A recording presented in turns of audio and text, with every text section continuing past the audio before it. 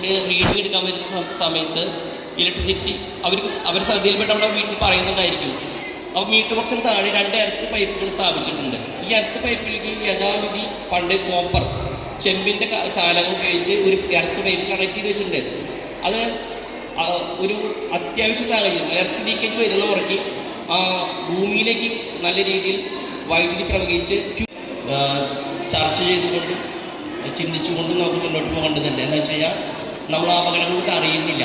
നമ്മുടെ നാട്ടിൽ 1 2 അല്ല 200-ലധികം അപകടങ്ങളാണ് പൊതുജനങ്ങൾക്കും ഈ വൈദ്യുതിയായി ബന്ധപ്പെട്ട് നിൽക്കുന്ന പ്രവർത്തക ജോലിക്കാർക്കും അപകടങ്ങൾ ഉണ്ടായിക്കൊണ്ടിരിക്കുന്നത്. അത് 0 ആക്സിഡൻറ്റ് എന്നുള്ള ലക്ഷ്യത്തിലേക്ക് എത്തിക്കണമെങ്കിൽ നമ്മുടെ കൂടുതൽ നമുക്ക് ഉത്തരവാദിത്തമുണ്ട്.